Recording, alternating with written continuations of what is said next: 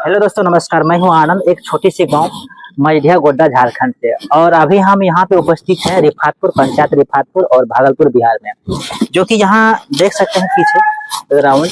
और यहाँ जो है संविधान रचयिता, जिसको नाम लेने से भी इंसान को है ना शरीर का रोंगटे भी खड़ा हो जाते हैं, उनका इंस्टीट्यूट यहाँ पे अभी बन रहा है। और भीम आर्मी कुछ यहाँ नवयुवक सब भी यहाँ पे उपस्थित है, इधर उधर दिखाएंगे थोड़ा। एक यहाँ बैठे हुए हैं, एक बाबा भी बैठे हुए हैं, और एक मैन यहाँ भी बैठ मतलब काम भी कर रहे हैं। खुद यही मतलब यहाँ नवयुवक संघ मिल करके इस काम को जारी किए हैं। और थोड़ा और देखिए, सबसे मैं इससे ऐसे तो परिचय अभी नहीं कराऊंगा, पहले थोड़ा बैकग्राउंड दिखा रहे हैं, उसके बाद इसके बारे में आपको जानकारी दूंगा, ऐसे हम कुछ जानेंगे। तो चलिए थोड़ा इधर दिखाइएगा। और ये है गुरु, जो कि बाबा साहब के गुरु थे, भगवान बुद्ध जी, जो कि और किन्हीं को नहीं मानते थे, सिर्फ इनको मानते थे। और भारत में, पूरे भारत या पूरे मैं संसार की बात करूं तो सबसे ज्यादा डिग्रियां बाबा साहब का थे, जिन्होंने संविधान को रचा है। आज उसके विषय में चर्चा कर रहे हैं हम, इसलिए क्योंकि हमारा भारत देश है सबसे, पूरे विश्व में सबसे जो है संविधान लिखित में भारत देश में ही है, और उसी के अनुसार हमारा देश भारत चलता है। चलिए हम यहाँ के भीम आर्मी के कुछ नवयुवक से मिलवाते हैं, उससे उसके बारे में कुछ जानते हैं। आप बाबा साहब के बारे में दो बातें बोलिए जरा। क्या बोलेंगे, जो भी बोलेंगे बहुत कम है। बाबा साहब बस वो महान थे, महान है, लेकिन हम चाहते हैं शॉर्ट में 2 से 3 मिनट तक में कुछ ऐसी बातें बताइए अब उनके बारे में। और यहाँ पे ये स्थापित कैसे हुआ, आपके मन में कैसे हुआ कि हम बाबा का जो है एक मंदिर यहाँ पे बनवाए? देखिए, सबसे पहले तो इस गांव में बाबा साहब के बारे में जानता भी बहुत कम लोग था।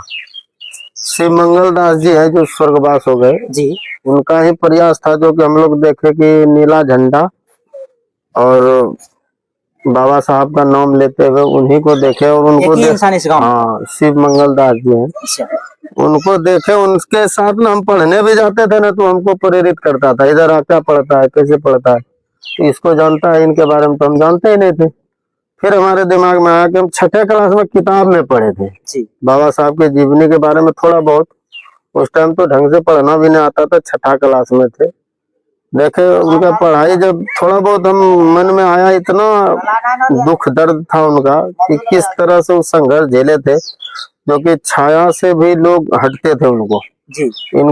स्कूल में भी बैठने का अधिकार नहीं था उनको, बाहर ही पढ़ते थे। कहने का मतलब है कि बाबा साहब एक मतलब दलित अछूत से आते थे, उनको स्कूल में एंट्री भी नहीं था, बाहर में बैठने का बैठाया जाता था, उसको अंदर बैठने का दिया जाता था। उनसे तो खड़ा रहने के बाद कहता था छूत हो जाता है, तुम दूर हटो। छाया से भी होता था दूषित वो लोग।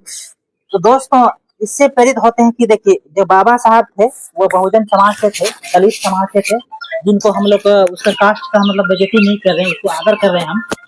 और उनको कहने का मतलब ये है कि उस समय बाबा ने डिग्रियां इतना हासिल की है और उस कष्ट करके अभी पढ़ाई किया, लेकिन अभी के समाज और अभी के मतलब रीति रिवाज के अनुसार गांव में शिक्षा का माहौल अगर हम देखें तो बहुत कम ही, जो कि अभी आजादी इतना है, बाबा साहब का देन है। और आजादी के तहत रहकर भी अभी हम लोग शिक्षा उतना ग्रहण नहीं कर पाते हैं, जो कि उस समय बाबा साहब ने कहा है और करा है और करके दिखाया है और संविधान को रचा है। दोस्तों, इसका विषय में अगर चर्चा करें तो बहुत ही लंबी कहानी बढ़ जाएगा, बहुत ही लंबी वीडियो बन जाएगी, इसलिए हम वीडियो को यहीं अंत करते हैं। और आप लोगों को इस वीडियो को जो है ना शेयर ज्यादा से ज्यादा कीजिए और अपने गांव में शिक्षा का माहौल बनाइए और शिक्षित कीजिए। धन्यवाद दोस्तों।